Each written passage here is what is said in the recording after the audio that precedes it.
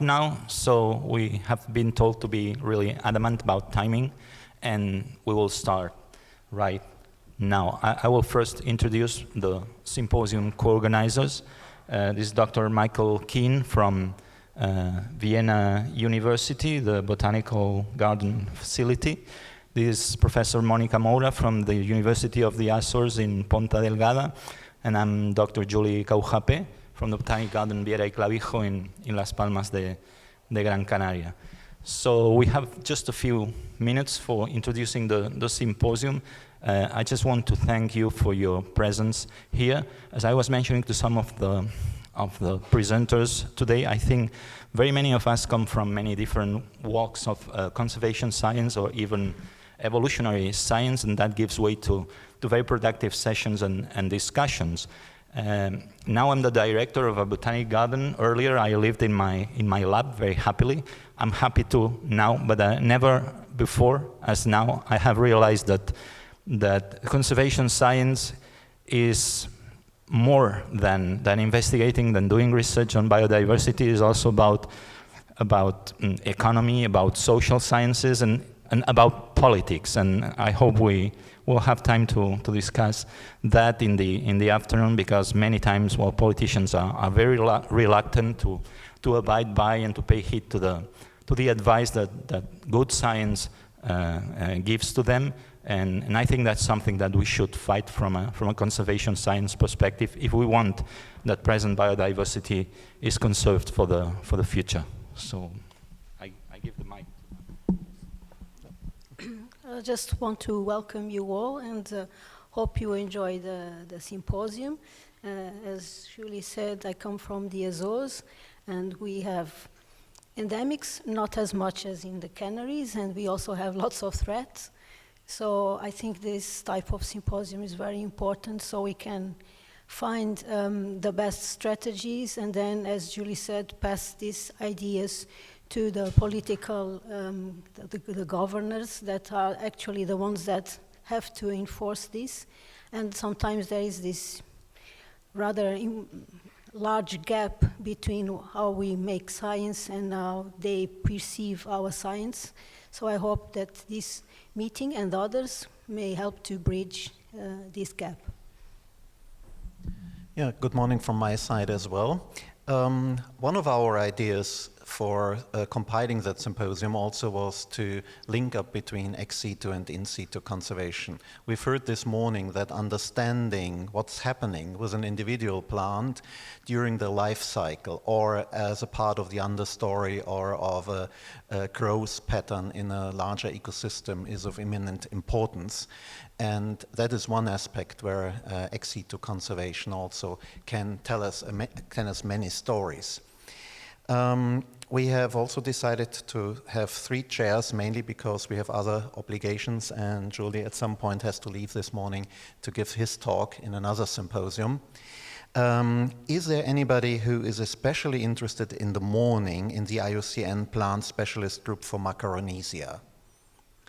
Because we will have one person most probably not being present in the afternoon, and would like to shift that talk to the afternoon, if that is acceptable for you.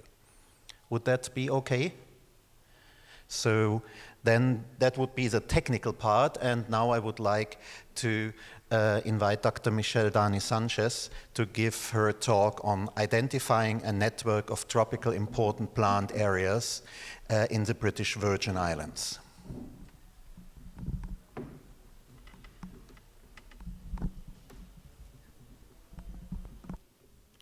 Good morning, bonjour. It's great to be here in the conference and be able to talk to you very briefly about our work in the British Virgin Islands. So colleagues from Kew, the National Parks Trust of Virgin Islands, and the Virgin Islands government have been collaborating in plant research for over 20 years. And this collaboration led to this BVI TIPAs project, which started in 2016, to identify the most important plants and habitats in the territory.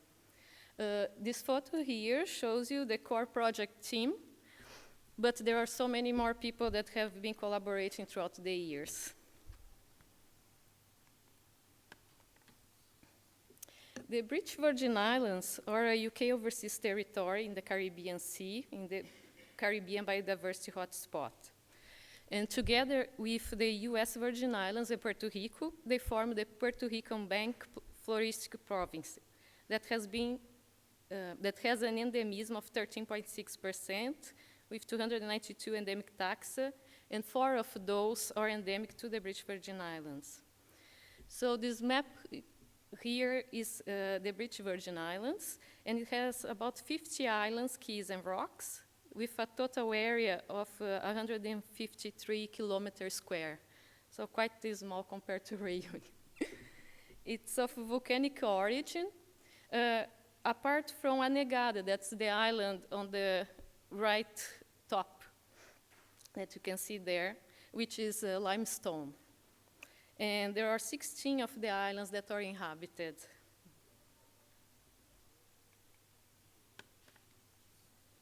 Important plant areas are sites of exceptional botanical richness with outstanding assemblage of rare, threatened, and/or endemic species, and or vegetation of high botanic value. So the global criteria for IPAs was published in 2004 by Plant Life International and IUCN. And is that orange publication there on the top? And since then, there have been more than 1,700 IPAs identified in 16 countries in Europe and several projects around the world, but mainly focus on temperate countries. In 2017, this publication by Derbyshire et al., that you can see on the screen, revised the IPA criteria based on practical experience and a consultation that was led by Q and Plant Life to fine-tune the criteria for a new phase of IPA identification in the tropics. And a revised guide to the IPAs was published in 2018. That's this blue cover, and is available in the Plant Life website.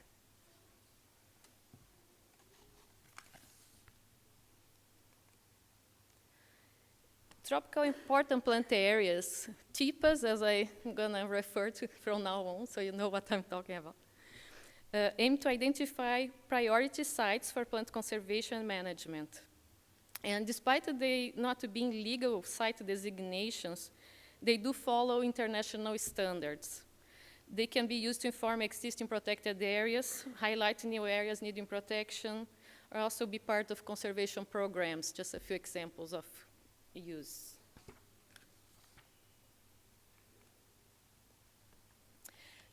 TIPAs also provide a framework for governments to implement Target 5 of the CBD Global Strategy for Plant Conservation.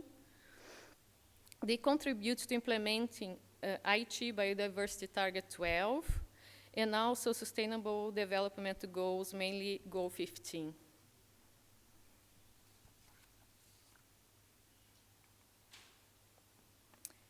So at the start of the project, we compiled a list of 39 plant species occurring in the British Virgin Islands, which are endemic to the Puerto Rican Bank, or threatened species in the IUCN Red List, or have restricted distribution. And here, restricted distribution categories for TIPAs are highly restricted endemics, which align to critically endangered, so I have a range of less than 100 square kilometers, and range restricted endemic, which align to endangered in IUCN categories, and has a range of less than 5,000, but more than 100, the next level.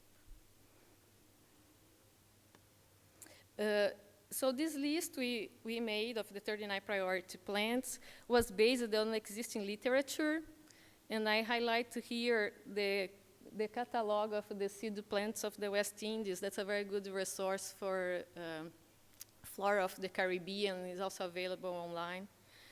So we searched the literature and also data from digitized herbarium specimens from Kew and San Juan Herbaria.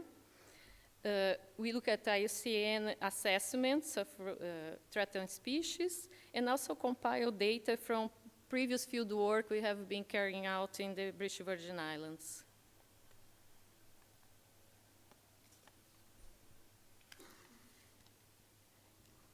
We then focus on surveying new areas and complementing data for these 39 priority plant species.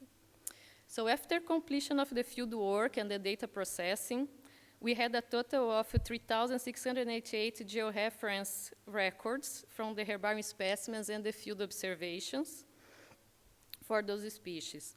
And then we used this data to prepare and submit 36 plant species assessments to the IUCN Red List, and 25 of those came out as threatened species. We identified the highly restricted and the range-restricted endemics. And then we consolidated and agreed national lists for species of high conservation importance, globally threatened, restricted range, and also for the threatened habitats. And during this process, we held 3 workshops to develop the methodology, measure progress, set targets, identify TIPAs, and engage the community. So 2016, 2017, 2018.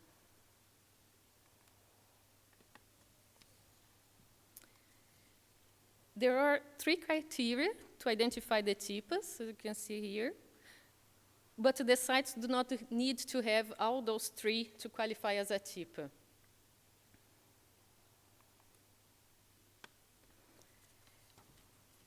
In criteria A, focus on threatened species. So now that we had all that necessary data in our GIS, we could start looking at each criteria separately. And I highlighted here that we focus on higher vascular terrestrial plants because it was the data we had available. But the criteria can also be applied to lower plants and aquatics and fungi. So in this criteria, we could apply 3 of the sub-criteria, but we could not apply A2 because we didn't have a regional and national lists.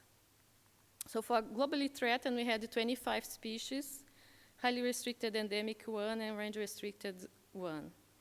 And the thresholds that you see here for criteria A are based on the percentages of global or national population for the species. But if you don't have that data, you can also use the 5 best sites nationally that you have identified.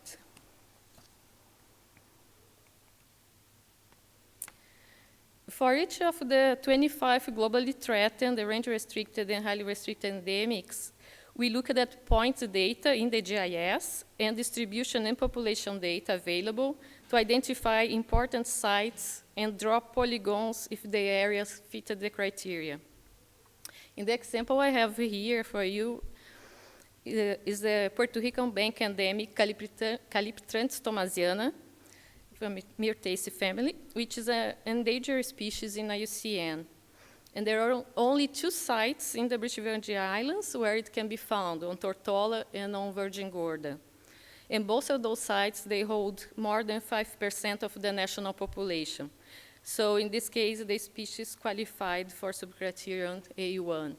So we carried on this assessment for all the 27 species we had as threatened.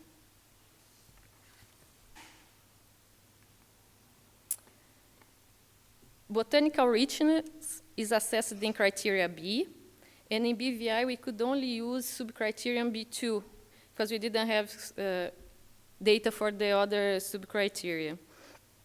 35 species were identified as highly important, and the threshold you can see here for the site to contain more than 3% of the species listed as high conservation importance to be botanically rich was not useful really in the British Virgin Islands because this corresponded only to 1 species, what doesn't give you any idea of botanical richness. So in agreement, we set a new threshold of 10% of the national list of species of high conservation importance, so 4 species. So that's something you can do in agreement with the national team. we looked at all our high-resolution records for the 35 species of high conservation importance, plotted in the GIS, to identify the sites that had 4 or more species, and we end up identifying 14 best sites for botanical richness in the BVI, that you can see here in these polygons.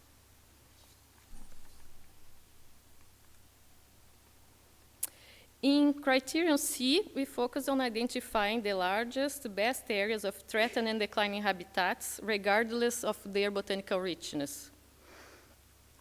We used the criterion C3, based on our agreed national listing of threatened habitats for the BVI, because there are no global or regional lists available for the area. The site to qualify needs to have 10% or more of the national resource for threatened habitat.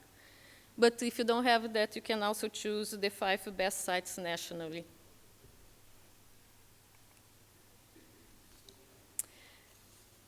So these are the 5 threatened habitats from our national list. And they cover less than 10% of the national resource, or found in less than 3 islands, and they are declining. So that was our criteria to classify habitat as threatened. Then we were able to identify in the GIS where the 5 best sites for each of the nationally threatened terrestrial habitats in the BVI were located, and ranked each one by order of importance quality. So this example shows the most important sites for mangrove habitats in the BVI, ranked from 1 to 9. And it's quite important to prioritize, because it helps a lot later in the process when you're going to combine all the criteria together. And also we take note of this prioritization, because even if the area doesn't qualify as a TIPA, it's an important area that you should be aware for development and for legislation and other applications in management.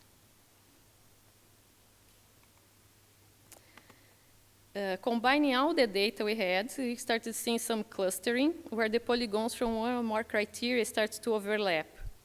And now we could start the process of deciding which areas will be identified as TIPAs based on the data and the polygons. So the experience of management and being familiar with the populations and with the policy also helps a lot. Finally, we agreed the BVI network of 18 TIPAs across 13 islands in the archipelago. You can see here.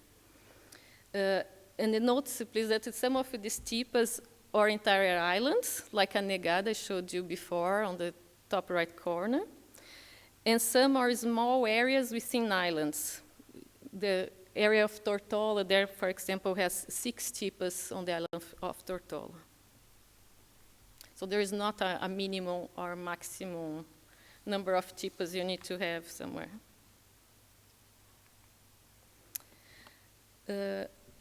This is an example of a Negada Island TIPA data. So this is the only island archipelago entirely of limestone, and it has a unique and rich assemblage of species with 11 globally threatened plant species and 3 out of the 4 endemics. It also has the best sites in the territory for 3 of the threatened habitats: coastal shrubland, dry salt flats, and mangroves. And then the entire island was identified as a TIPA. So you include here private and crown land, so we don't discriminate between those 2. And this island, although it doesn't have current protection, it is a proposed protected area in the National Parks revision that's ongoing.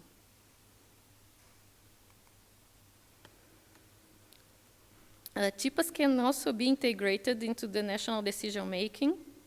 And here is just some of the examples of its applications in the British Virgin Islands. But one I would like to highlight is the current use of TIPAs to inform sensitive species and sensitive areas in the new Environment and Climate Change Bill that is currently being drafted. And that was very good timing of the project, because they are revising the national parks Act and also drafting this new bill so the TIPAs can contribute to that. Besides BVI, Q TIPAs program includes several countries around the world. You can find a lot of information in our website, q.org. But just to tell you, because I participate in the UK Overseas Territories program, so we just finished the British Virgin Islands, and these are on the left bottom corner here, are the other islands that we are going to focus. Possibly Turks and Caicos Islands will be the next one. So thank you very much for listening, and I'm glad to answer questions or have a chat after. And thank you to our funders, all the partners that collaborated to the project.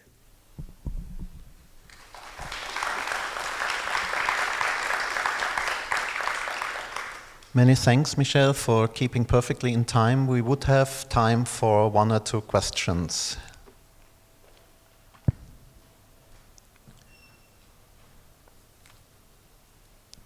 Well, everything seemed to have been quite clear. Thanks a lot again, and we will go on with the next talk by Monica Moura, and it is transition to selfing and its implications for the conservation of small insular plant populations, a case study from Tolpis succulenta in the Azores.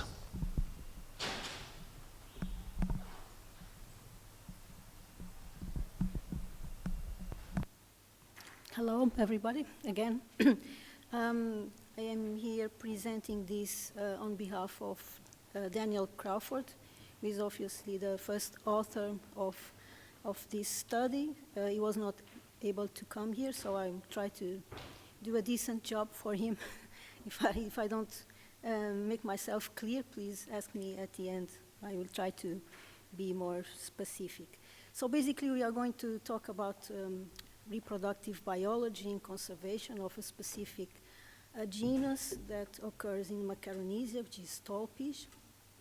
So when we talk about the breeding system, this means that it's anatomical or morphological and physiological aspects of individuals or populations that impact levels of self-fertilization, or means that that is the mating system of this individual. Have mechanisms promoting outcrossing to produce mixed mating or outcrossing mating systems. Yeah, I have to change here. Yes, thank you. Then we have self-incompatible, or SI. This means that individuals cannot self-fertilize. They have an outcrossing mating system. And then we have pseudo-self-compatible, or PSC. These individuals are basically outcrossing, but capable of setting some self-seed.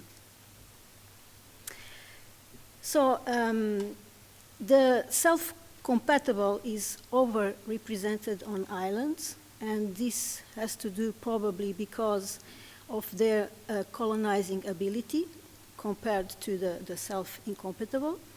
And on islands we have Brassicaceae, Solanaceae, Asteraceae, which are 3 large and well-represented families. In the Asteraceae, in the insular Asteraceae, we have 59% of self-compatible for 41% of self-incompatible, where in the mainland, this is the opposite ratio. So within this 41% self-incompatible Asteraceae, these include large insular lineages like the silver sword aliens in Hawaii, the Soncush in Canaries, Scalesi in Galapagos, and they all have low levels of self-seed set, or actually they are pseudo-self-compatible, can be considered pseudo-self-compatible. What are the advantages and challenges of self-incompatibility of plants on islands? Well, on the challenges, colonization and establishment of sexual of sexual population requires 2 or more cross-compatible plants. Also, there may be a lack of compatible mates in small populations, and there can be a scarcity of pollinators. What are the advantages? Basically, it's genetic diversity. So these colonizers have a high genome-wide genetic diversity, which facilitates radiation and diversification. Talking about Tolpis specifically in the Macaronesian archipelagos, we have circa 15 native or endemic species in the Canaries, in the Azores, in Madeira and Cape Verde, and they are almost all of them are self-incompatible, but some are pseudo-self-compatible. There's an exception, it's the Tolpis coronopifolium on Tenerife in the Canaries, and this is self-compatible, and we can see the difference in the image. Can I point there? No, not. Is there a way to point? Okay. No. Yeah, you can see. Oh, it also changes. You can see the difference in sizes. This is an hybrid. Change back again. Sorry.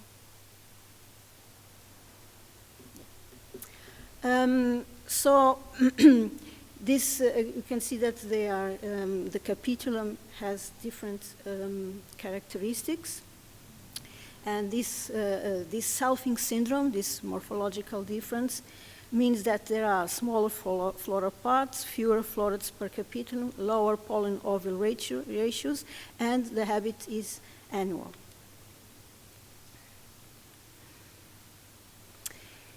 So, there was this, the study was conducted regarding selfing in the Macaronesian Tolpis, and there was a high self-seed set in greenhouse progeny coming from 2 populations of Tolpis succulenta and Graciosa Islands. This is one of the islands in Azores, in the Azores archipelago. This is the populations numbered 4 and 5 in the map. And then there was, in these particular populations, had a different behavior regarding mating system than the other populations, so all other Tolpis succulenta populations, which is they are numbered 1 to 3, and even other populations examined in Azores from Tolpis in different species, which were self-incompatible or pseudo-self-incompatible. So we have here the habitats of Tolpis succulenta in the Azores. It's a littoral coastal species, and they also can grow on cliffs or even roadsides, steep slopes.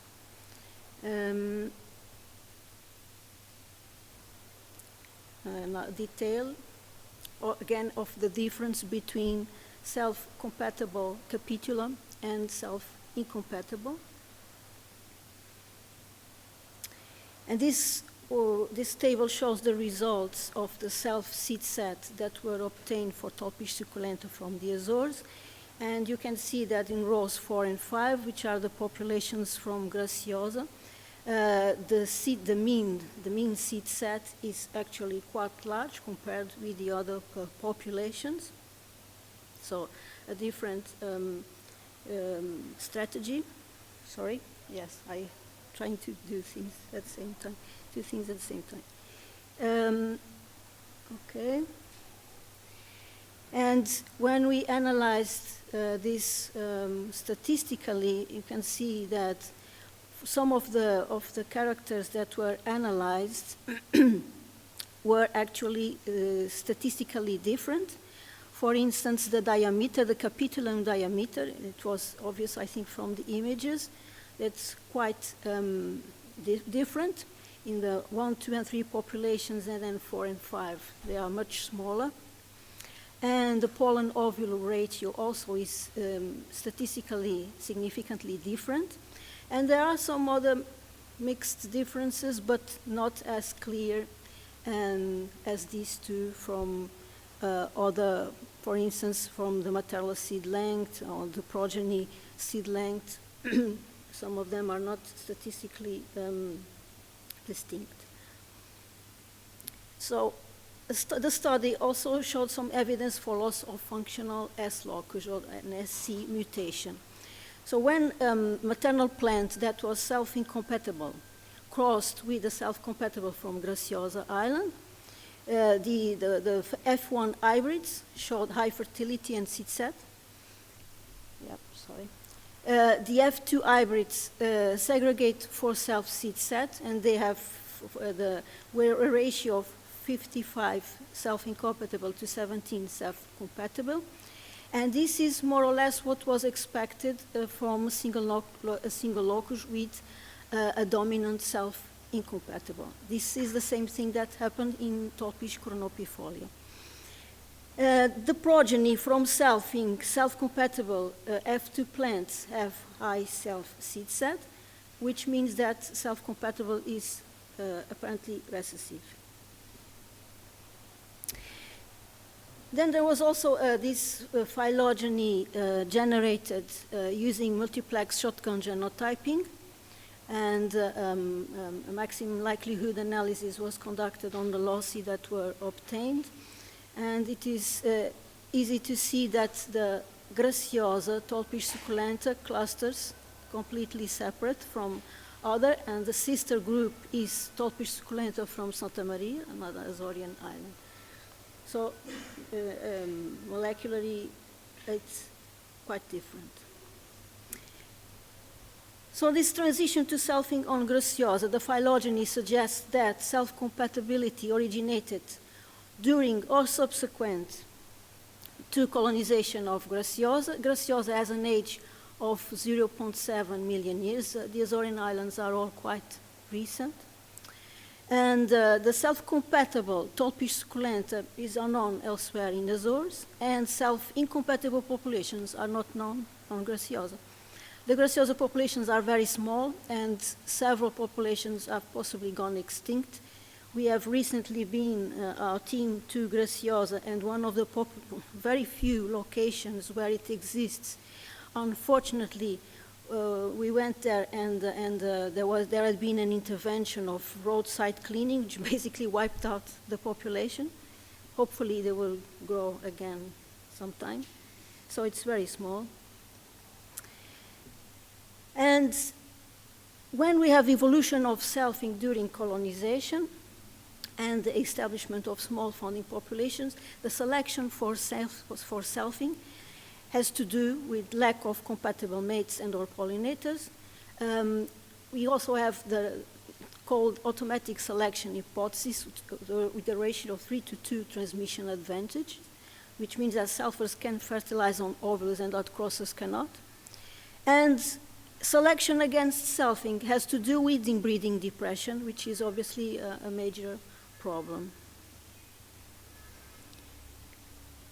Graciosa populations, as I said, are very small. They can be composed by 10 to 100 plants. There are some larger populations on islets outside of the coast.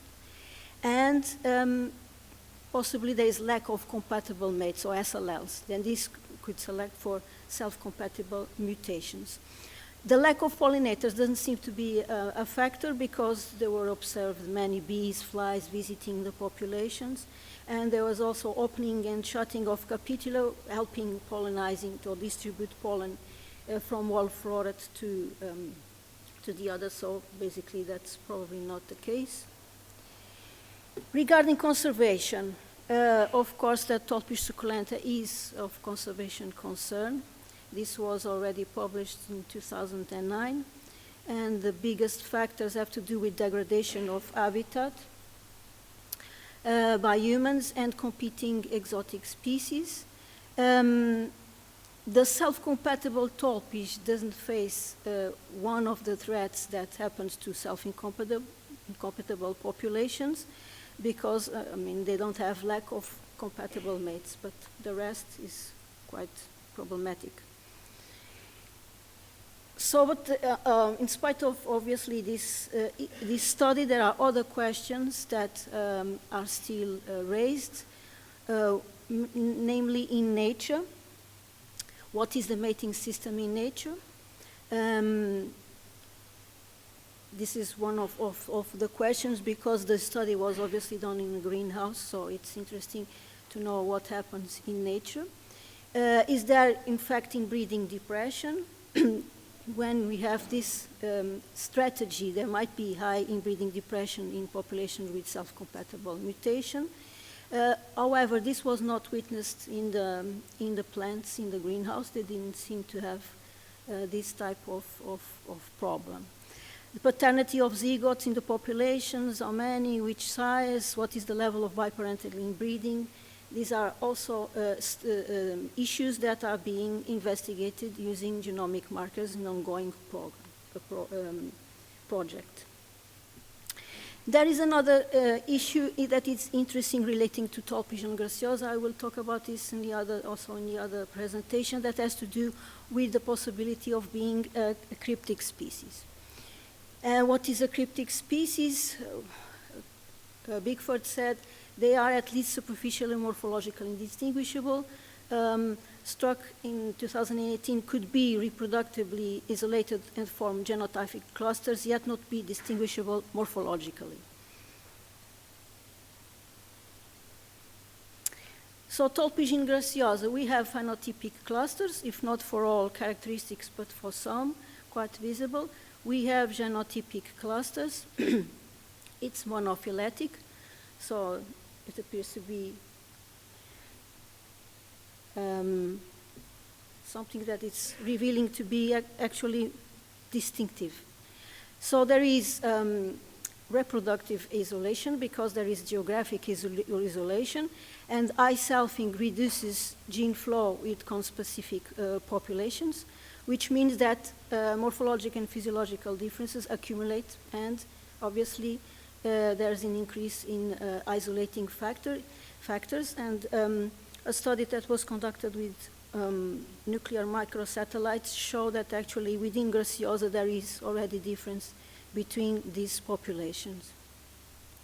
Hybrid breakdown in the F2 generation between that was composed between self-compatible and self-incompatible indicates accumulation of post-zygotic isolating factors, because 18% of the hybrids had low vigor. They either died without flowering or did not flower in 3 years. So, regarding implications for conservation, and the diversity in these implications for conservation as a summary, we can say that the greenhouse studies documented a self-compatible mutation in these Tolpis succulenta populations on graciosa. Plants in 2 populations were morphologically distinct for some characteristics. The markers, the genetic markers, resolve 2 populations as distinct lineage, with each population forming subclade. Microsatellites revealed genotypic clusters. Breeding relationships indicate intrinsic isolating barriers with self-incompatible population. So perhaps this is a new species. The thing is that although we have this molecular phylogeny that seems to show clear differences, we need to have additional research conduct, and this is ongoing. So we are now going to look at other things and basically more morphological data. We are increasing our morphological data set to see if really we can say that this is a new species, or if cryptic continues to should be a species, but at cryptic level or not. So this is basically a work in progress. And I think this is finished. I don't know if you have some questions. Well, many thanks, Monica. This was providing a very nice example that we think we know taxa, and we definitely don't know without studies in the greenhouse at first. Are there 1 or 2 questions? Yes, up there. One there, yeah. Okay.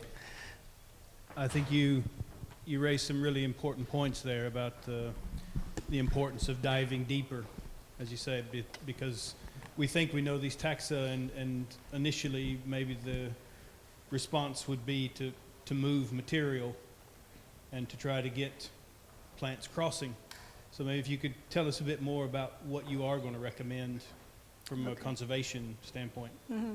This is going to touch a bit on my other presentation. I'm going to talk about this, but yes, this is a very important issue. So translocations are actually something that need to be considered very carefully. And the biggest problem is when you don't have any information a priori, so you don't know exactly what you are doing. And unfortunately, I can say that from the Azores, we have several examples of how not to do this type of things, with plants being moved from one island to the other. And in my next presentation, I will show you some of these patterns, and they are clear patterns. So for me, my point of view is, first, in a perfect world, we would have enough financing to do a large screening of all the patterns existing in the archipelago for the native and not, well, obviously more the endemic, and then even going to the native species, and then try to develop conservation strategies based on that. If there is not in financing, because generally there is not, so I think we should move with caution. So basically, if you want to increase population, just go with the geography. I mean, the closest population should be used, or even the same population, because things in one part of the island and in the other part of the island can be different. And we have seen this when it's in San Miguel, which is a long island. The extremities of the island for some species show different molecular patterns than the middle. And even in Graciosa, the Tolpis that are on the islet are already different from those in the island. So obviously it must be done with extreme care. This is my opinion. Well, short second question. Yeah, okay. Vincent Florence from Mauritius. Just a question. Thank you for your talk. It's interesting findings. We just heard a question about conservation and stuff. But I wanted to know, you just talk about how some population was just destroyed by road cleaning and things like that. This is very common at home in Mauritius, for example. We have the last 3 individuals of a tree being cut for making a view on the lake, or the last individual of a given species being cut for a road, things like that happening. So how are all these nice work being uptaken or taken in consideration by the authorities to really push conservation forward, or is there kind of lack of reactivity, like we see, for example, in Mauritius? We have the research way ahead, and then the management kind of not really responding to that. Thanks. Yes. This is again another topic that I am going to talk about in my second presentation. But yes, there is a bias, or there is, as I said, a gap between scientific knowledge and the application of this knowledge. And every time I have the opportunity to meet with people, I try to explain my views and how these things must be conducted. But the problem is that I see that it's not even the problem at the technical level. So technicians in the environmental service, they know these things. But the problem is the higher level. So this is where they have problems. And I have been told for numerous different people that is where the problem relies. It's on politics. So what we try to do also with our new Macaronesian plant group, we will try to influence the higher level, because this is where things happen. And even when cutting in the civil parishes, the problem is not even the people that actually do the cutting, because they need obviously someone to tell them, don't cut this. This is the persons that are above. And this is where the biggest gap is, and that we need to do our best to overcome this. Thank you. Well, many thanks. Just perhaps one short remark from the podium. We have taken up this issue in a very practical way and encouraged taxonomists to formally describe such entities as species, because only if they are species and named species, they are deserving legal protection. So this is probably something we have to deliver into the taxonomist's world. The process of understanding a certain difference is one thing, but as soon as you've recognized something is locally isolated, is genetically different, it should have some taxonomic status to be eligible for having legal protection. Okay. We have to go on, and our next speaker is Martin Hamilton, and he's going to talk about conserving the threatened Puerto Rican endemic plant Varronia bellonis in the Cordiaceae.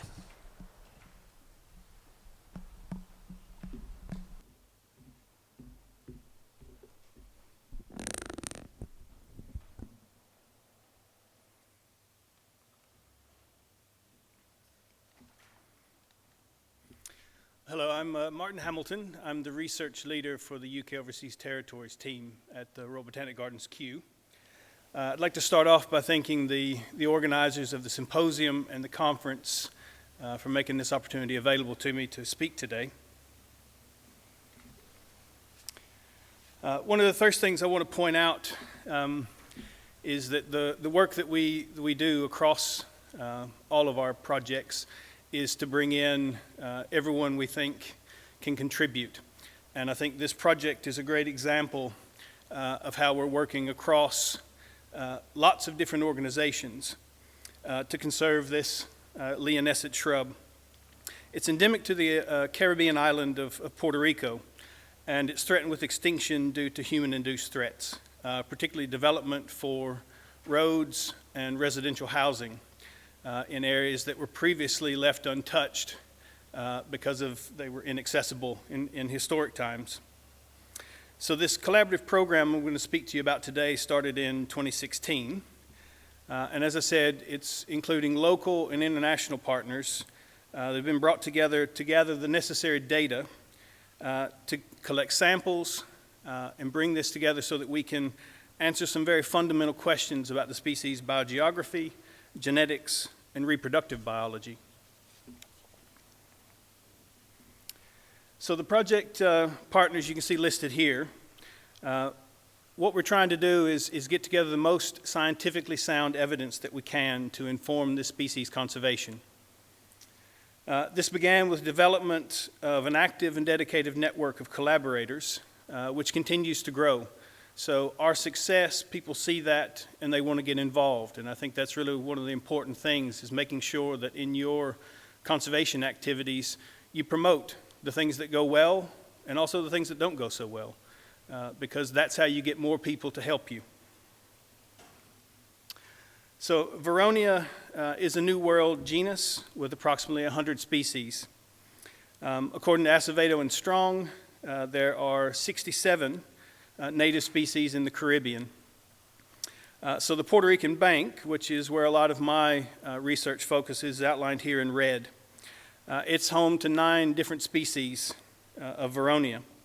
So there's an endemic, which was the basis of my PhD work, Varronia rupicola, which occurs across the archipelago, and then 2 further endemic species on the island of Puerto Rico, Varronia wagnerorum, which has recently been rediscovered, and Varronia balonus, the subject of this partnership.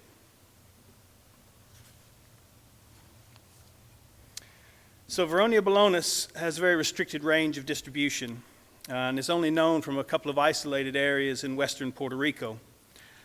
Prior to this project starting, we were able to locate about 40 collections since the species had been discovered in 1884. And these were lodged in different herbaria, mainly in the US and in Europe. Many of the specimens, and many of you that work with herbarium specimens know a lot of the older collections have very limited information about collecting location, phonology, anything very helpful. A lot of them just say the island name. And so using those data can be very challenging when you're trying to find species in the wild. In 2014, there was an IUCN Red List assessment done for the species. And based on the available information and recent work that had been done, it was estimated there were only 47 plants left in the wild. So we started off with desk-based studies, pulling together all the available information that we could into a geographic information system, or a GIS. So this included a series of U.S. Forest Service regional land cover maps that were produced from cloud-free Landsat imagery. We used these data to then plot all of our historic locations and find that the species was very much limited to a couple of different habitat types across the island. We were also able to use our GIS to look at geology, and we found that the historic locations were very much linked to two types of geology, a limestone and a serpentine in the volcanic areas. So just as the project was getting going, we were less than a year in, Hurricane Maria struck Puerto Rico as a Category 4. It caused widespread damage across the island and hampered the project quite significantly for many months. Luckily, we were able to get back into the field not long after the storm hit. And what we found is that although we did lose some plants through landslides and post-hurricane clearance, we found that many of the individuals had no significant damage to them. And in fact, a lot of them responded very favorably. So we know the species is a gap colonizer. And what we began to see is that the removal of the canopy and the increased moisture levels really began to assist the plant, such that within a year of the storm, we found vigorous growth on previously stunted individuals, profuse flowering and fruiting observed in these areas, and we're now beginning to observe recruitment in places where there had been none for several decades. So since 2016, our field-based activities have been undertaken in all the historic locations that were known to have supported populations of Varronia balonus. Extant plants have been confirmed in and around 3 of the state forests. We've also documented several new individuals and previously unknown locations, with the current estimate of just over 300 mature plants in the wild. I'm currently co-supervising 2 Puerto Rican students undertaking research into the species. Anthony here is researching the species biogeography and phylogenetic placement, and Ed is undertaking research into the species reproduction and dispersal. So using our project-derived GIS, we've used all of our observation data, and we can see that the species is limited to 2 types of karst in the northern part of the island, and a serpentine formation in some of the highest central elevations.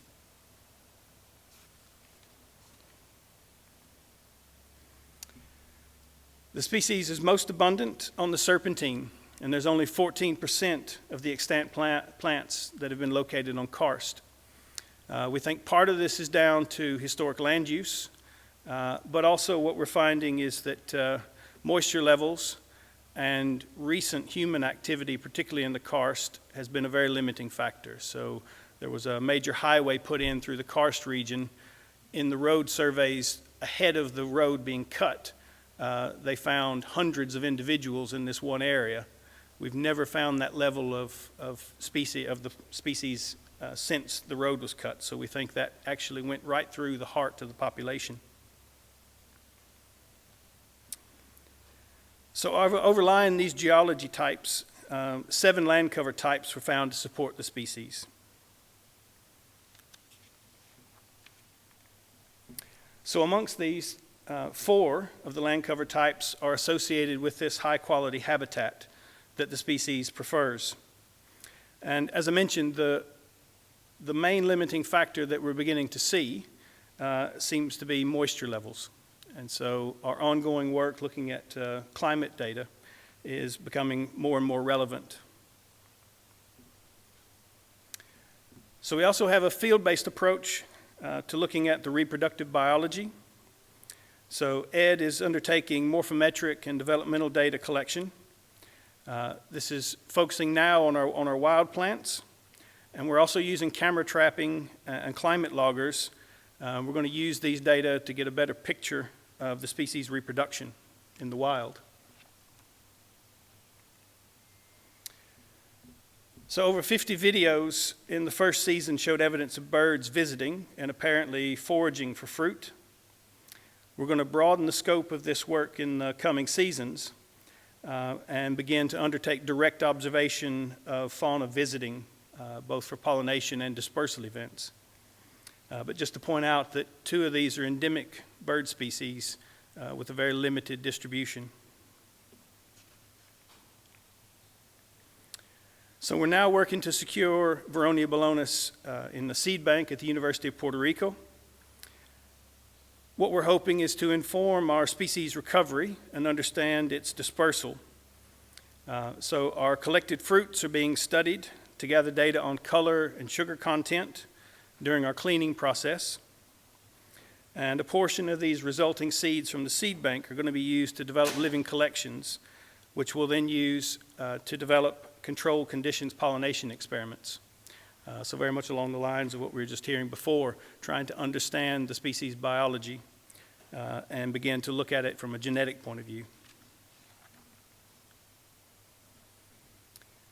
So we're currently undertaking a phylogenetic study, and we'll soon be starting our population study using samples from wild plants. We're also using herbarium voucher material for the phylogenetic study, and we'll hopefully be able to see if there's been a loss of any genetic diversity in the wild from ex situ material that's also held by the state. So pulling together all of these data and knowledge gained over the past few years, we're going to be able to provide the necessary baseline information for developing a sound species recovery plan. So this is part of the process for this endangered species in the U.S. Endangered Species Act, is they have to develop a recovery plan. And so that is part of this process, and that's where the funding is coming from for this project. So more broadly, our project provides a framework for collaboration on the conservation of regional endemics and for prioritizing research needs of these species. So through the network that we're building, we're beginning to identify new species that can be worked on as well that co-occur in these habitats.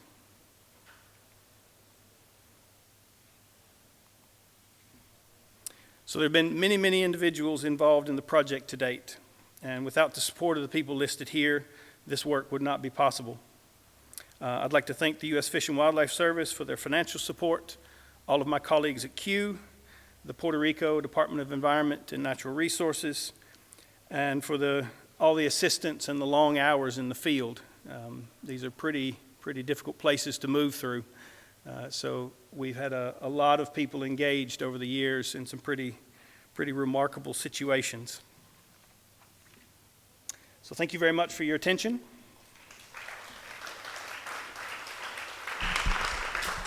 Well, many thanks for this example how in situ work and ex situ work needs to come together, but you need the field work as a basis for everything. Are there questions to Martin?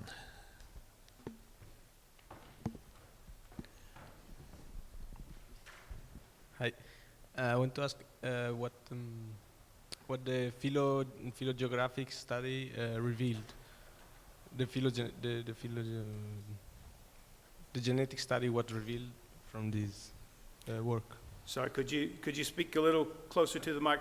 What the phylogenetic study revealed in this work?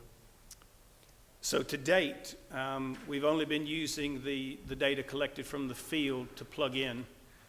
So we now know that the species is limited to 2 types of geology and four main land cover types.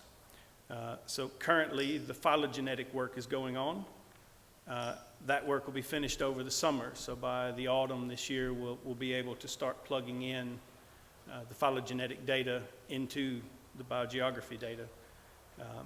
What I'm expecting is that we may wind up in a situation very similar, that this could be cryptic species because they have quite different habitats, but superficially they look very similar. But until we get through the genetic work and actually start the population level work, just speculation at this point.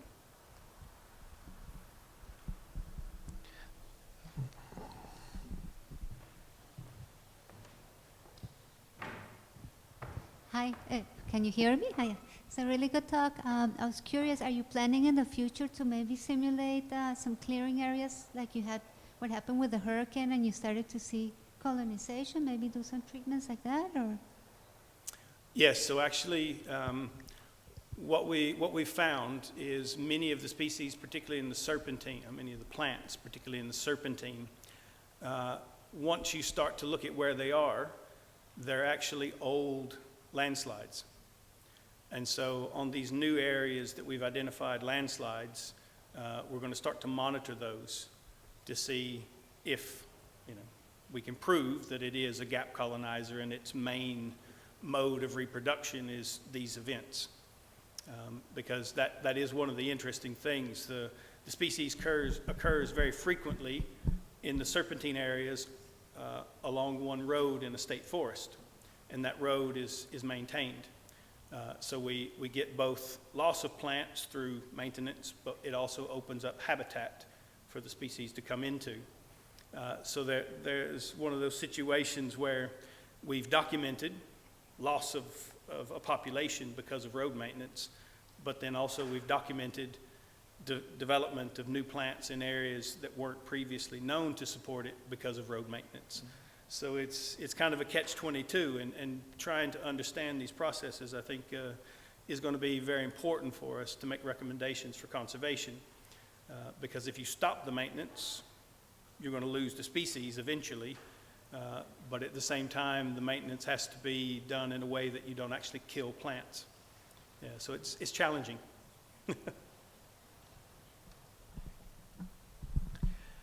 Well, many thanks again. And is Bruno Fogliani around? Yes, very well. We will come to our fourth talk this morning, the conservation of New Caledonian rare and endangered species threatened by mining activities and the need of a global approach for a big challenge. Thanks a lot. Hi everybody, I'm Bruno Fogliani from the New Caledonian Agronomic Institute. First, let me say that I'm really happy to be here for the first time at La Réunion, and I would like to acknowledge my colleague Marianne Cho from Hawaii to propose me to participate to this symposium. So thanks a lot. And I will present you the work we made. So we will see some results and methodology we apply in New Caledonia for the conservation of rare and endangered species, in particular the ones threatened by mining activities. It appears a big challenge, as you will see, but we try to develop global approaches to resolve it. First, let me introduce you the New Caledonian context. New Caledonia is known as a lot of island as a biodiversity hotspot for flora and fauna. Today, New Caledonia is a French territory of the Melanesian arc, surrounded by Australia, New Zealand, Fiji, and Vanuatu. New Caledonia appears to be a particularly interesting model regarding its biodiversity, illustrated by an extraordinary level of endemism in both the plant kingdom and the animals, ranking the country as one of the 3 main centers of island endemism in the world. If we only consider its flora, about 20% of it have been recognized as narrow endemic, and some species are only known from only 20 specimens. I will develop this point later. Also, New Caledonia is recognized as a hotspot for hyperaccumulators of heavy metals such as nickel or manganese, and a communication will be made on this. This exceptional biodiversity is due to several factors. Its late separation from Australia, also the multiplicity of the bedrocks, with especially 1/3 of New Caledonian surface covered by ultramafic rocks that are rich in heavy metal and poor in nutrients, and the great climatic variability due to the New Caledonian landscape. Here you can see the main chain of mountain all along the Grand Terre. All of this led to a variety of vegetation shown here, from dry forest to evergreen forest, maki, mean shrubby vegetation, savanna, and mangrove swamp. Unfortunately, human impact, like everywhere in the world, has led to the degradation of the habitats that were almost forest, which are now excessively reduced, as the reduction is estimated over 75%. Several impacts are known, such as fire. For example, in 2018, 20,000 hectares have burned. Also, biological invasion caused major change in the environment. And finally, impact of mining activities, which led to the destruction of the natural habitats. You can see here the main impacts on vegetation of ultramafic rocks. Here on the red, you can see the already degraded land by mining activities estimated in 2007 that need to be restored, estimated to 20,000 hectares. The impact is both on species populations with a loss of biodiversity, in particular rare species. It led to the reduction and fragmentation of ecosystems and conduct to erosion. Also, the natural recolonization on such area is very slow, and it could have an effect on the coral reef, which is classified as the UNESCO World Heritage. Unfortunately, mining exploitation will be amplified in the next few years by the establishment of 2 new plants, so it appeared essential to define area to protect and conserve at a large scale and also at a more local scale. So we focused our work on narrow endemic species. As I already told you, we made an estimation in 2013 of the proportion of narrow endemic species in the New Caledonian flora. For that, we assessed the distributional status of all New Caledonian angiosperm and gymnosperm species using data from taxonomic description and herbarium samples. We characterized species as being narrow endemic if they occurred in 3 or fewer locations separated by 10 kilometers. In total, 635 of the assessed species were classified as narrow endemic, representing 20% of the indigenous flora and 25% of the endemic one.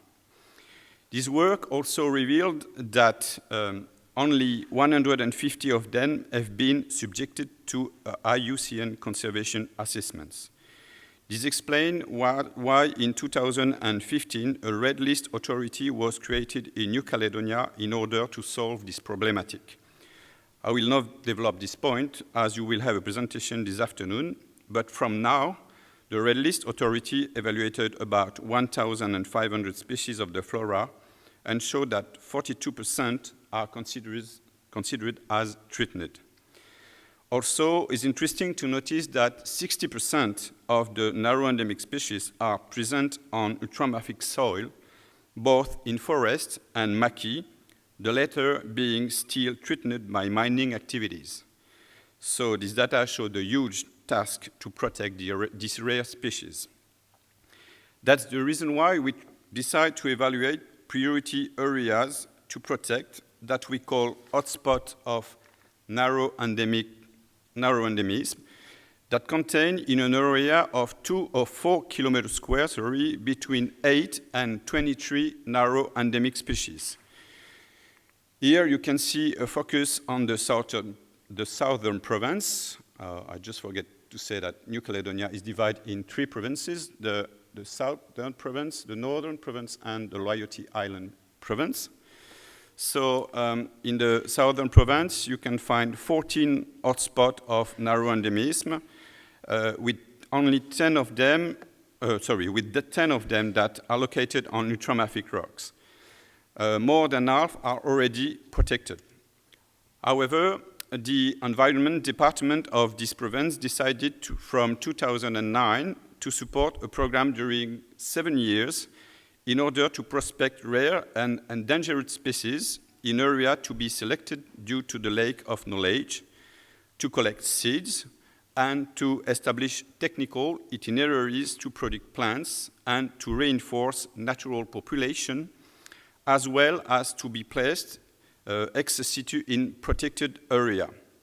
Also, in 2014, it was decided to create a small seed bank for rare species of Myrtaceae family due to the arrival in New Caledonia of the myrtle rust. After 7 years of prospection all along the province, here in red, and definition of priority areas, here in purple, we registered around 170 collections of seeds, realized more than 100 germination tests, established itineraries, produced around 1,000 plants that are today, for the major part, replanted both in natural environment and in protected area, here identified in red. The small seed bank was created, and the database is accessible at this address for the public. Unfortunately, this program was not still funded after 2015, and we decided to work with the mining companies in regard to the situation of hotspot of narrow endemism in the northern province. Indeed, with the 26 hotspots predominantly on ultramafic soils but non-protected, it appeared necessary to develop efforts on mining sites to reduce impacts and to establish conservation programs. We find the opportunity to work with several companies, but we developed a new method on the Mount Kaala that I will present you. This mount was estimated in 2013 to possess 23 narrow endemic species, 7 of them being only localized on this massive mountain. So, as previously presented, Mount Kaala is located in the northwest of New Caledonia and is 1,070 meter height. It is dominated by ultramafic substrate with serpentine outcrops on the bottom and is isolated in a large volcano-sedimentary coastal plain. The vegetation of Mount Kaala is a mosaic of shrubland that we call maquis minier, of dense humid forest and degraded secondary herbaceous patches on the slopes. The summit plateau has long been and is still exploited. Several objectives, for some identical to those with the southern province, were developed, such as prospection, seed collection, germination assays, and plant production for reinforcement and ex situ conservation. I will present you a complete example later. But we also revised the list of narrow endemic species of the area. This was made to establish a robust list that can be used by competent authorities to establish obligation for the mining companies. This kind of work was already made by some of our colleagues from IOD, like Jerome Zinger and Pete Lowry from the Missouri Botanical Garden, for another mining company. But as required by the Société des Mines de la Tontouta, we tried to define a conservation plan at the massive scale using an original methodology based on cartography and field prospection, method that also can be used for a restoration point of view. So for that, we modeled the potential current distribution of 20 of the 23 rarest species from the robust list we produced, based on the screening of all herbarium data available worldwide. The originality of our model is the used scale. Indeed, species distribution models represent a widely acknowledged tool to identify priority areas on the basis of occurrence data and environmental variable available at the global scale, but modeling the distribution of rare plant species is challenging in several aspects. First, the resolution of the most commonly used bioclimatic data is too coarse to properly represent highly heterogeneous habitat such as oceanic islands. The most up-to-date data is available at 1 kilometer resolution, while it is known that rare plant distribution can be locally driven by topoclimatic variation at 10 to 100 meter scale. Also, the number of occurrences recorded may be insufficient and their geographical accuracy too low to reliably. So that's why we used our own campaign of prospection that led to obtain a mean of 33 occurrences per species. All occurrence data are transmitted to the local red list authority. Species with less than 4 occurrences were discarded for the modeling step, leading to conserve 20 species. And we then apply the following 8 variables available at a very high resolution of 10 meters. Here you can see the obtained results. The binary maps show different pattern to either different pattern of potential distribution with species restricted to either low or high elevation, and for some species with a larger potential distribution. Niche overlap values rank from 0 to 8 species predicted per pixels. In order to evaluate the quality of our projection, we carried out 6 additional surveys in areas where the highest species richness was predicted. Here, A, B, and C represent 3 of these areas. This additional data allowed us to consolidate the existing 20 models and produce fair prediction for 3 more taxa, giving a dataset of 23 prediction maps for final analysis.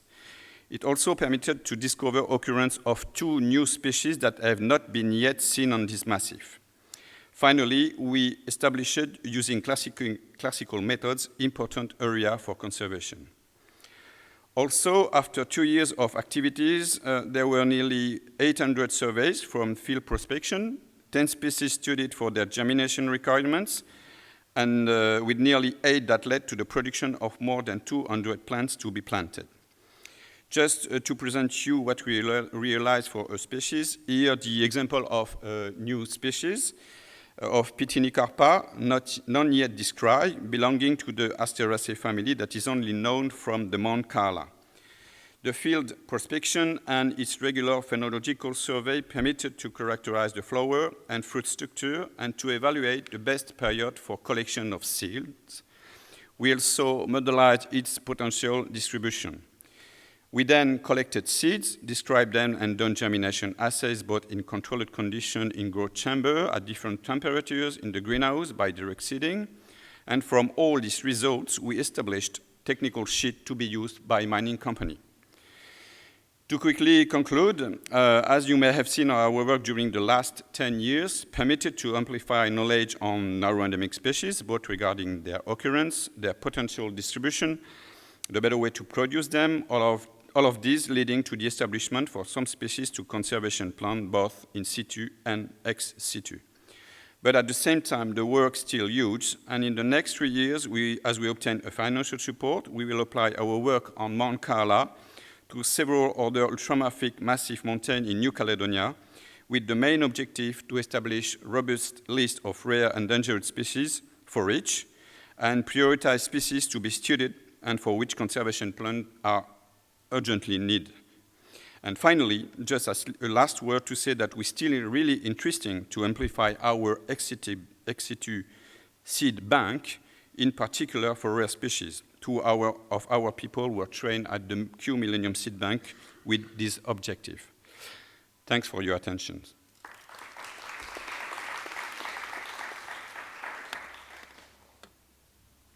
A little bit long. C'était parfait.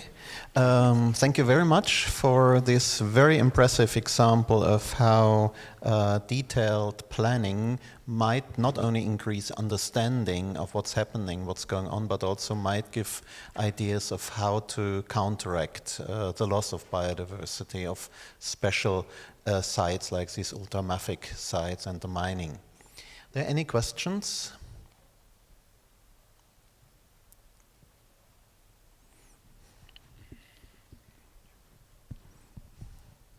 Thank you. That was a great talk. I'm curious, how open is the mining company to work with you in terms of identifying some of these areas? Sorry, I didn't. How open is have been the mining companies? You mentioned that you have been working with the mining companies to set aside some of these areas. Has there been some collaboration, or are they very? No, they have obligations. So they need to make some work on their mining sites. So we work with them because they have to respond to obligation from the province. So that's the reason why they come to work with us.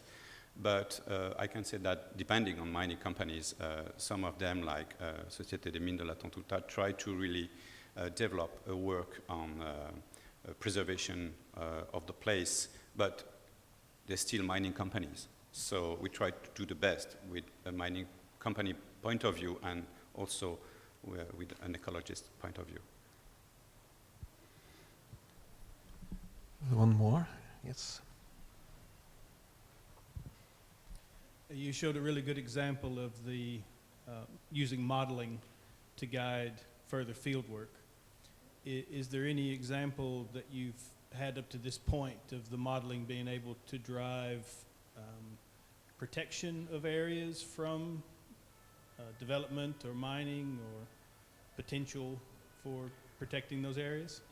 So it's a really recent work, but we try to say that to this mining company, this place is really rich in species. So if you have to choose a place to conserve on your mine site, it is the good place. So you can, you may have to do this, but they have no obligation to do that. The only really protected area are the protected area coming from the province that I shown the map for the southern province. But the larger part of massive mountain of ultramafic rocks are in the north, and from now there's no protected area from the province. So that's why we work with the mining companies, because we think that it's not so bad approach to try to protect this environment. So many thanks again. And we go on with the next talk, Ex situ seed conservation of Hawaiian exceptional species as a case study for tropical island floras, presented by Marianne Shaw. All right, thank you so much.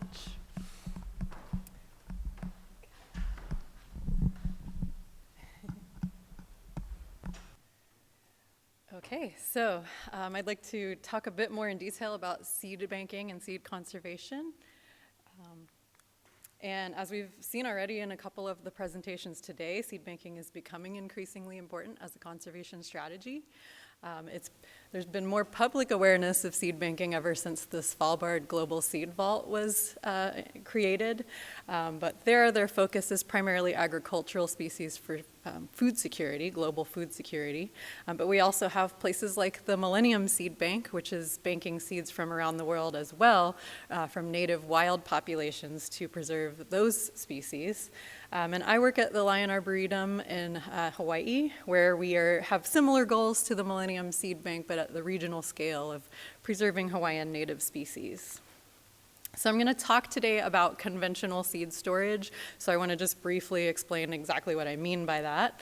There's the basic processes that we go through to do conventional seed storage includes processing the seeds to separate them from any fruit material, drying or desiccating them down to about 15% relative humidity, freezing them at -18 degrees C, and then germinating seeds from time to time to monitor the viability while in storage. So these basic this basic protocol is what is followed by the Millennium Seed Bank, as well as the US's National Seed Bank, and is also the standards for the Food and Agricultural Organization of the United Nations. So if a species cannot be preserved using these conventional standards, then it's considered to be an exceptional species. So I'll be talking a little bit more about those, and that sort of brings me to the tropics and to Hawaii, where I do my work. So as is a familiar theme, since we're here at La Reunion, there is an extremely high endemism and rarity in the Hawaiian Islands. We are the most isolated landmass in the world, and so this evolution and isolation has produced about 89% of flowering plants that are endemic. More than about 30% are endangered species, and probably 10% are already presumed extinct. And we actually have 238 taxa with less than 50 individual plants remaining. So we have a high degree of threatened flora. So seed storage research has a really interesting history in Hawaii. Around 1994 and before that, the assumption was that most Hawaiian seeds couldn't be stored, that they would be what we call recalcitrant seeds that can't even tolerate the desiccation that would be required for conventional storage. However, my predecessor, Alvin Yoshinaga, started banking Hawaiian seeds in 1995, and in collaboration with Christina Walters, started to look at the seed storage behavior. And they found that actually most species do tolerate the desiccation required for conventional seed banking storage. However, as that research continued, it was found over the past several years that perhaps up to a third of the species studied actually might not tolerate the freezing conditions necessary for that conventional seed storage. Interestingly, it's often only evident after some years of storage, and this is something that's not found in a large proportion of any other flora, and so this may make those exceptional species. On the other hand, seed banking is still recognized as the most efficient method for ex situ conservation and is one of the primary goals in the Hawaii Strategy for Plant Conservation, which is modeled after the Global Strategy for Plant Conservation. And so to work towards some of these goals in this strategy, we formed a Hawaii Plant Conservation Network called Laukahi, and under that we have a Hawaii Seed Bank Partnership. So it started over 5 years ago with just 4 active seed banks across the islands, and now we have over 30 partners who are doing some type of seed banking across the islands, and we all try to work together to combine our efforts. And between Lion Arboretum and the Army Natural Resources Program on Oahu and the National Tropical Botanical Garden on Kauai, these are some of the main seed banks in Hawaii that have come together to produce this study that I'm going to talk about today. And we had a couple of overarching questions. First is whether seed freeze sensitivity is common in the Hawaiian flora, and our hypothesis was that yes, a substantial proportion would exhibit this seed freeze sensitivity. And the second question was, how long can we store Hawaiian seeds? What's the longevity of ex situ collections? And we hypothesized that the majority of the flora can be preserved for at least 10 years using the conventional seed banking methods, but that also some of our species with freeze-sensitive seeds could be stored as well. So our methods, we did include 295 species in this study, collected from a variety of habitats across the islands, all made according to required permits and protocols. We processed our seeds using standard seed bank standards and dried them down to 15 to 20% relative humidity, appropriate for the storage temperature. We did test them frozen, so standard freezing is minus 18 degrees, refrigerated at 5 degrees, and then we did some testing at 25 degrees for desiccation tolerance tests. And then we would have at least an initial test of fresh seeds for a baseline, and then we would test the seeds in storage at least every 5 years, sometimes more if that accession was actually started for the particular purpose of research. So first, to look at this question of seed freeze sensitivity. We used accessions that had paired tests that were stored both at -18 and 5 degrees C so that we could compare the same seed lots. And we looked at only the tests that had been ongoing for over 2 years. In total, we were able to include 197 species. We calculated a value of relative performance from the most recent viability test. These are the equations that we used, but essentially the relative performance value goes from -1 to 1. And if that value is below 0, then the seeds would be considered freeze sensitive. For some genera and families, we had enough samples that we could do some data analysis using Wilcoxon-Sign rank tests. If we had at least 3 samples, and this allowed us to analyze 40 genera and 32 families at those taxonomic levels. This graph that you see here is sort of a generalized graph of some of the data I'm going to show you, where you have your scale of -1 to 1. Genus X there is right around the 0 point, so that means that frozen storage performed about the same as refrigerated storage, and we're not seeing a decline in the frozen storage, whereas genus Y shows poor performance under frozen conditions and appears to be freeze sensitive. So here's one of our examples. So Cyperaceae was one family that we found to be freeze sensitive at the family level, and some of the genera that we tested within the family. So here you can see some variation, and perhaps this trend is actually being driven by the genus Carex. So this is a family that we want to continue to research and look into more. Rubiaceae is another family that was significantly freeze sensitive. You can see, again, there's some variation, but most of them do fall below the line. And most of the genera appear to be freeze sensitive. Interestingly, the genus Cadua crosses, it's got a lot of variation, and we think that might be related to the fruit types. So there's both dry capsuled types and fleshy fruited types, and it's actually the dry capsuled types seem to be more orthodox seeds that tolerate freezing, whereas the fleshy fruits seem to not tolerate freezing, but we still want to look into that more. Urticaceae is another family that we found to be freeze sensitive, and here again you can see that the genera all fall below that line. And then finally, I want to talk about the family Campanulaceae because it is a really important family in Hawaii. It's the largest plant family we have represented. We have 160 species or so, all endemic to Hawaii. In fact, 5 out of the 6 genera are endemic to Hawaii. And about a third of them are endangered species, so they're highly important for conservation. And because there are always beautiful flower pictures, I want to make sure to include some seed photos so you can see how much diversity there is in the seeds as well.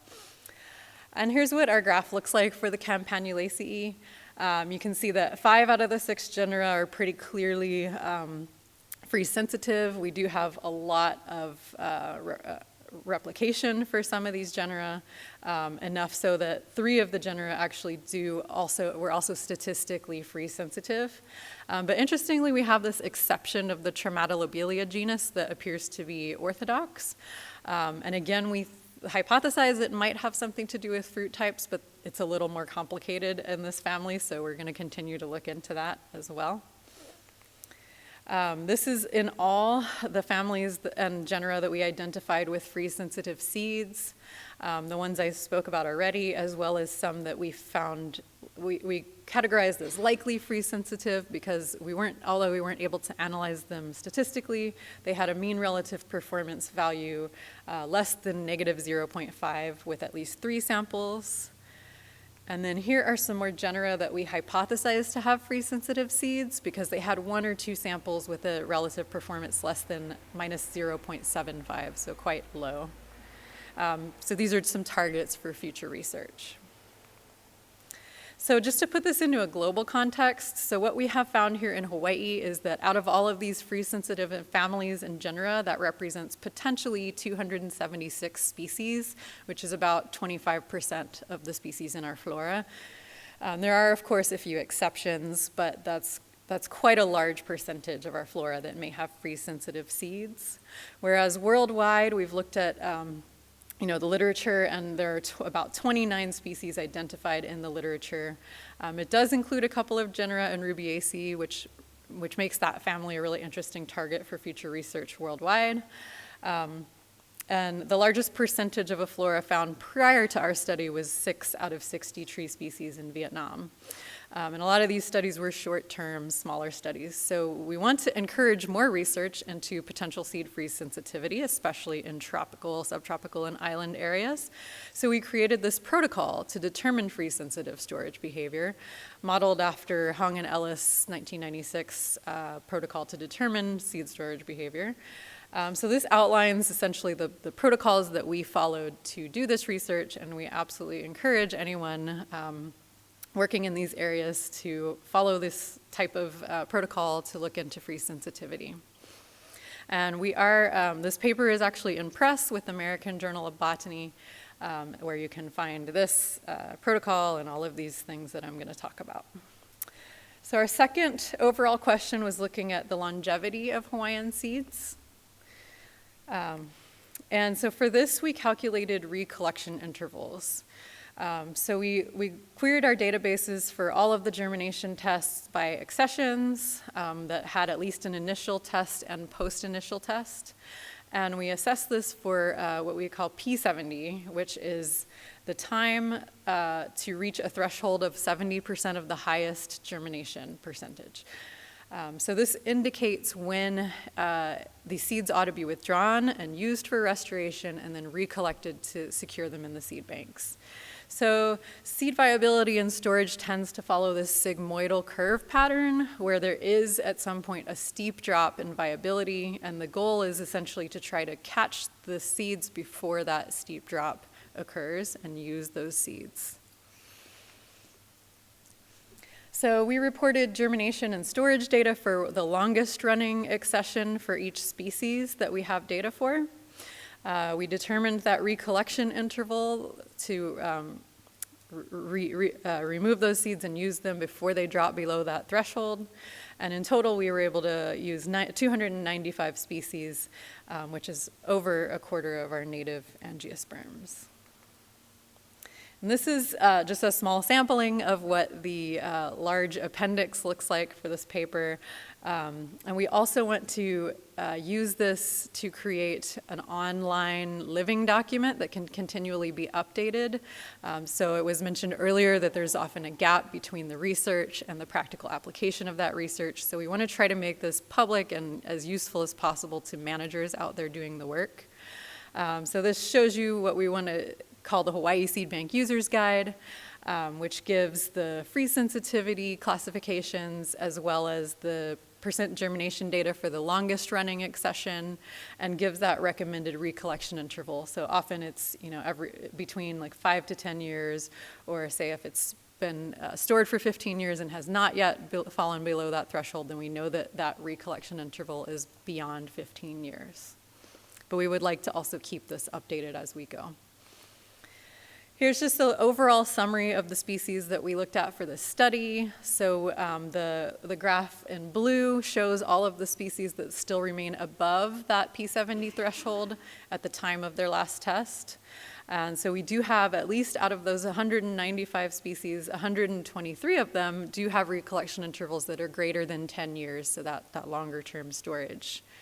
The graph in red is showing those species that have already dropped below that P70 threshold. And there's 100 species that we have that have dropped below that. And out of those, 74 species do have a recollection interval less than 10 years. So this is really important for managers to understand in their usage of the seed banks. And just to go back to the family Campanulaceae, we did have the most representation from this family, and it does show some interesting patterns in that we have a lot of variation across the different genera.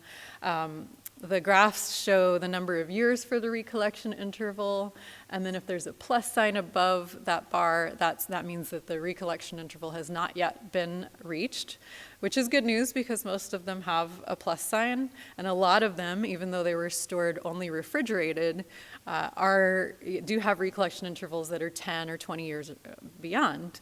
However, there are also some species that have reached their recollection intervals quite quickly, a couple of them below 5 years, someone at 4 years. So it shows that there's a lot of variation, and there is going to have to be some species-specific consideration in ex situ longevity. And of course, there are a lot of caveats that collection quality can certainly affect the longevity of seeds in storage. There's a lot of natural variation in seed longevity based on biotic and abiotic factors. We did try to exclude suboptimal storage treatments when we knew them, but there's a few that may be free sensitive that we didn't know about prior to these particular accessions being initiated. And so these intervals are just a guideline and a place for practical application to start. So some of the implications for conservation and research: this is a novel finding that these free sensitive seeds are occurring in about a quarter of our flora. We do provide this new protocol for testing free sensitivity and a metric for quantifying that free sensitivity. And hopefully we'd like to provide a model for other subtropical and island regions to do this type of research. It's also the largest and longest study of ex situ seed longevity in a flora. And importantly, there are 40 freeze-sensitive species that do store for 10 or 20 years or more, even just at 5 degrees C. So this is prompting us to sort of reconsider exactly what we mean by conventional seed storage and exceptional species.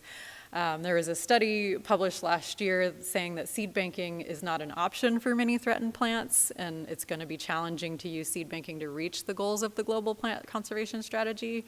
But it's possible that some of the species may not be quite as exceptional as we thought previously, and so our results can help us, work towards those goals of the global plant conservation strategy.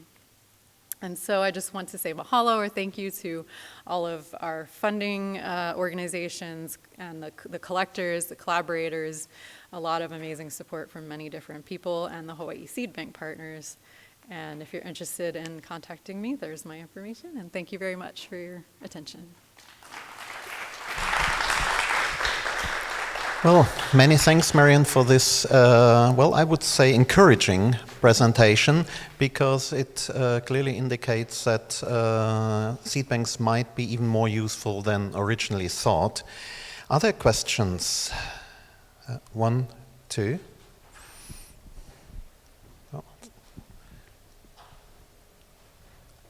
The person up there.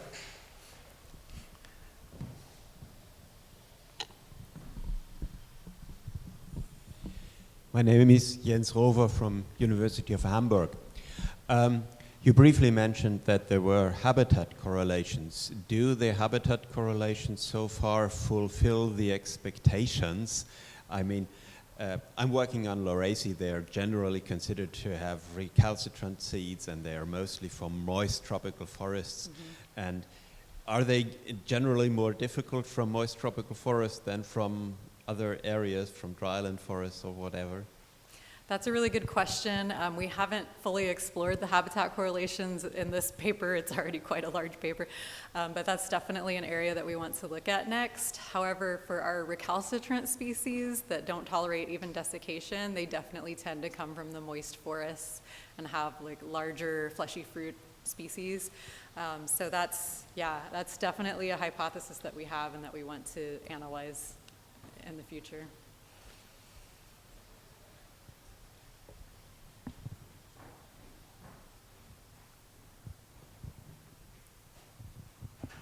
Jean-Yves Meillat from Tahiti. I'm sorry, it was almost the same question. It seems that the freeze-sensitive seeds plants are, according to their habitat types, there is a sum of correlation, because, for instance, you show Psydrax, which is a dry forest species, which seems to be much more sensitive to freeze, and on the other side of the gradient, you have Coprosma, which is currently found in cloud forest, and less sensitive to freezing. So there seems to be some correlation, but it must probably be more studied. Yes, definitely. There seems to be habitat correlation, and that may actually be more important than phylogenetic correlation. But certainly, we need to continue to study that and look into that in more detail. Did you try Oreobolus furcatus, which is found at high elevation in Hawaii? Oreobolus in the Cyperaceae family? Oh, no, that one was not included in our study yet. We would definitely like to look at that one. Hi, Marianne. I'm here. Yes. Julie, sorry I missed the first part of your talk. I was in another symposium. Maybe you answered this question already, but my question is, do you sample both widespread and narrowly distributed endemics in your seed bank? Second question related would be, if you sample widespread endemics, is that sampling associated with some kind of genetic diversity estimation so that you know what proportion of genetic diversity you represent in the bank? And finally, is there that manual that you mentioned, is it available in the web, or do we have to ask you for a copy? So first, to answer the last question, it's not online yet, but the paper is in press, and so that will be in the appendix of that paper, and then we're working on developing the online version. The paper will also be open access, though, so it is freely available. The first question was about, so our primary goal has been to bank the narrowly endemic taxa, so that is perhaps skewed a little bit, but we also have sort of always had the goal of research as well. So when we've established research accessions, those tend to be from the more widespread common species. So we do have some of both represented, but as far as the genetic diversity and the population coverage, that is not really well controlled for yet. So that's another area that we could go deeper into and look at the correlations there. And was there one other question? No, just that, if the widespread sampling was matching with some kind of genetic estimation. Thank you. Thank you. Well, if I may add or ask something, you mentioned the Rubiaceae family, and you also already mentioned that there is quite a high diversity in fruit types, even in nearly related taxa, like in the Cadua relationship. So besides the ecological situation of the site, I think also the evolutionary traits related to seed dispersal might play an important role in the viability after freezing. Yeah, I think so. And another area of study that we would like to do would be looking at phylogenetic mapping as well as trait mapping and how that may correlate with the freeze sensitivity. Well, are there any other questions? Yes. It was a really interesting talk. Thank you. Thank you. My question is if you are going to try cryopreservation for these species that are not behaving very well. Yes. And the other thing is like, if we can't store the species very long, is there also a plan to have them in living collections in Botanic Gardens? Well, in face of climate change and deforestation and all the other problems we know. Yes, very good questions. We are starting to look into cryopreservation in collaboration with a couple other organizations. And we actually have a study starting now that's going to look at cryopreservation of some of our challenging exceptional species. And we also, I'm at the Hawaiian Rare Plant Program at Lion Arboretum. And so not only do we have a seed bank, we have a tissue culture micropropagation facility and a greenhouse facility. So we work together to try to keep all the species preserved in whatever methods work the best. Well, I would like to thank you very much again for the presentation. I would like to thank all the presenters from this morning. For those who've probably come a little bit later, we have decided to have the 6th talk on the IUCN Plant Specialist Group from Macaronesia postponed to the afternoon session. And so we would like to conclude this session now. Many thanks for the audience, for the attention, for the speakers, and see you in the afternoon.